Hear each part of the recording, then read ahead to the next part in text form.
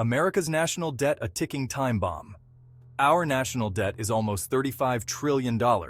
That's trillion with a T, like the kind you find in Tyrannosaurus debt, which frankly is a pretty fitting mascot for this whole mess. That means every American citizen is on the hook for over $97,000 on top of their own household debt. That's like trying to buy a house when you're already drowning in credit card bills from that one trip to Vegas you really shouldn't have put on your visa. It's unsustainable, it's irresponsible, and frankly, it's insulting. We're told to tighten our belts, to live within our means while our government throws money at problems like a toddler with a fistful of glitter. Well, I'm tired of it. That's why I've come up with a 5-part plan to tackle this national debt monster head-on and send it back to the fiscal swamp from whence it came. First things first, we're taking a long, hard look at how our elected officials are spending our money, starting with their own paychecks. It's no secret that government spending is a hot topic, and the salaries of those in power are often at the center of the debate. We need to understand where our tax dollars are going and how they are being utilized by those we elect to represent us. Let's be honest, the current system is about as balanced as a toddler on a unicycle after a can of Red Bull. The financial management skills of some of our leaders leave much to be desired, and it's time we address this imbalance head-on. We need a system that ensures accountability and fairness, one that doesn't allow for reckless financial decisions. They get to vote themselves raises regardless of their performance. That's like letting students grade their own exams. It's a conflict of interest that undermines the trust we place in our elected officials. Performance-based pay should be a standard, not an exception. It's like giving yourself a promotion for remembering to put pants on in the morning. This kind of self-serving behavior is not only absurd, but also detrimental to the integrity of our political system. We need to establish a more equitable approach to compensation. So, here's the plan. We're setting the salaries of all elected officials at 120% of the median income of the district they represent. This way, their financial well-being is directly tied to the prosperity of their constituents. If the district thrives, so do they. Think about it. If they want a raise, they actually have to work for it by improving the lives of their constituents. Imagine that. This creates a powerful incentive for politicians to focus on the needs and well-being of the people they serve, rather than their own financial gain. And to make sure they're not lining their pockets on the side, we're implementing mandatory asset audits every 2 years. These audits will provide transparency and hold officials accountable for their financial activities, ensuring that they remain honest and dedicated to their public duties. Any unexplained spike in wealth over 10%? That's a red flag that needs to be addressed immediately. We can't allow sudden, unexplained wealth to go unchecked, as it often indicates corruption or unethical behavior. Be prepared to explain it like you're talking to the IRS after winning the lottery. Detailed explanations and documentation will be required to justify any significant increase in wealth, ensuring that all financial gains are legitimate and above board. No more broke bartenders becoming millionaires just by winning a congressional seat.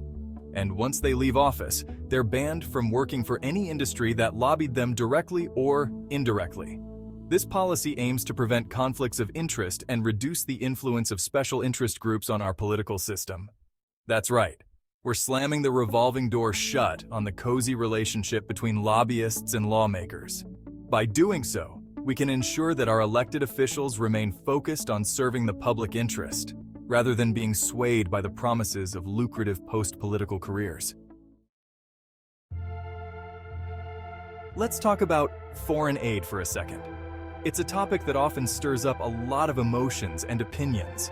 Now, I'm all for helping those in need, both near and far. Compassion and generosity are virtues we should all strive to embody. But when we're sending billions of dollars to other countries while our own citizens are struggling to afford groceries and healthcare, something's not adding up.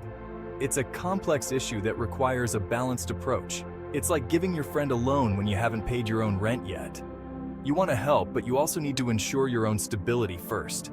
We've sent over $200 billion to Ukraine to fight a war and secure their borders. This is a significant amount of money, and while the intention is noble, it raises questions about our priorities. Now, I'm not saying we shouldn't help Ukraine, but shouldn't we maybe, secure our own borders first? Our own border security is a pressing issue that affects our national safety and sovereignty. It's like buying your neighbor a state-of-the-art security system while your front door is hanging off its hinges. It just doesn't make sense to neglect our own security needs. And don't even get me started on the $20 million to Pakistan for gender studies. While gender studies are important, the context and location of this funding are questionable. Seriously? We're sending millions of taxpayer dollars to fund academic research in a country known for harboring terrorists? This is a controversial and sensitive issue that needs thorough scrutiny. It's like funding a study on fire safety in a house that's already burned to the ground. The priorities seem misaligned and the risks are high. It's time to hit the pause button on foreign aid and focus on fixing our own house before we start giving away the furniture. We need to ensure that our own citizens are taken care of, that our infrastructure is solid, and that our economy is stable. Imagine if we redirected some of that foreign aid to support local communities, improve healthcare, and bolster education. The impact could be transformative. Local food banks and homeless shelters could receive much-needed funding, helping to alleviate poverty and hunger right here at home. Our healthcare facilities could be upgraded, and schools could receive better resources, ensuring a brighter future for our children. Charity starts at home. By taking care of our own, we build a stronger foundation from which we can extend our help to others. Let's prioritize our own needs and create a thriving, self-sufficient nation. Chapter 3. Federal Spending Freeze. Time for a fiscal diet. Here's a novel idea. Let's try living within our means for a change. I know, what a radical concept. To do that, we're implementing a federal spending freeze at the level of the last balanced budget passed and signed into law. Yes, I know it's been a while since the federal government has had a balanced budget. It's like trying to remember the last time you saw a unicorn riding a bicycle. It's been a while, hasn't it? But just because it's been a while doesn't mean we shouldn't strive for it. If they can't pass a balanced budget into law, then they are ineligible to run for office. Look, I'm not saying it's going to be easy. It's going to require some tough choices, some sacrifices, maybe even a few tears. But the alternative, drowning in a sea of red ink, is simply not an option. Chapter 4. Streamlining Government. Less is more. Let's talk about government bureaucracy, shall we? Specifically, the fact that we seem to have a federal agency for everything, even when those agencies duplicate services already provided at the state level. It's like having two sets of parents, both telling you to clean your room but with slightly different methods. Why do we have a Department of Education on a federal level and a state level? The federal government is about as in touch with the needs of the average citizen as a goldfish is with astrophysics. So we're closing any federal agency that has a state-run equivalent. This isn't about cutting services, it's about cutting the fat, streamlining the system, and making sure that taxpayer dollars are being used efficiently and effectively. Chapter 5. International IOU. Time to pay up. In this chapter, we delve into the intricate web of international finance and the pressing need for countries to settle their debts. The stakes are high and the clock is ticking. Now, for the piece de resistance, the grand finale, the moment you've all been waiting for, it's time to call in our debts. This is not just a financial transaction. It's a matter of national pride and economic stability. That's right. If the American government has given your country any money, whether it was in the form of unsecured loans, grants, or even gifts, it's time to pay that money back. This isn't just a request. It's a demand backed by the full weight of the American economy. That means we stop nation building. If we as a country thought it was a good idea to bomb you into the Stone Age, why would we spend our resources to rebuild you? You're on your own. I don't care if you're an ally or an enemy, a democracy or a dictatorship, a landlocked nation or an island paradise. The rules apply to everyone equally. No exceptions, no special treatment. That wasn't the federal government's money to give. It was the American citizens' money, and we want it back. Every dollar sent abroad was a dollar earned by hardworking Americans, and it's time for those dollars to return home. And before you start crying about how unfair this is, remember all the lectures we've received over the years about fiscal responsibility? We've been told time and again to tighten our belts, to live within our means. Now it's your turn to do the same. Well, it's time to put your money where your mouth is. You have 30 days. 30 days to gather up all the money we've so generously given you over the years. The countdown has begun, and the world is watching. That's right, 30 days to gather up all the money we've so generously given you over the years. This is not just a financial obligation. It's a test of your commitment to international agreements and economic integrity. And if you can't pay, what happens then? The consequences are severe and far-reaching. Well, then we'll be forced to seize your assets, and I'm not just talking about government property. We're prepared to take whatever is necessary to settle the debt. We're talking about everything.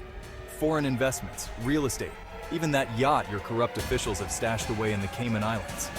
No asset is too small or too hidden to escape our reach. Even the 192,000 acres of farmland the Chinese government has bought across America. We'll sell it all off in a giant auction, and only American citizens will be allowed to bid. This is not just about reclaiming our money, it's about redistributing wealth back to the American people. Think of it as a global yard sale, except everything's must go, and the proceeds are going straight towards paying down our national debt. This is a bold move, but it's a necessary one to ensure our economic future. The world is watching, and the message is clear. Financial responsibility is not just a domestic issue. It's a global mandate. The time to act is now, and the consequences of inaction are too great to ignore. History has shown us the dangers of unchecked debt and fiscal irresponsibility. We've learned from the past, and now we're taking decisive action to secure our future. This is not just about money, it's about sovereignty, stability, and the American way of life. So, as we move forward, let's remember the importance of financial integrity and the power of collective action. Together, we can build a more stable and prosperous world. It's time to pay up, and it's time to move forward. A radical solution for a radical problem. Is this plan radical? Maybe. Is it necessary? Absolutely. The national debt is a ticking time bomb, and it's time we stopped ignoring it and started taking action. These 5 steps are just the beginning. We need to have a serious conversation about our spending priorities, about the role of government, and about what we owe to ourselves and to future generations. So, what do you think? Let me know in the comments below.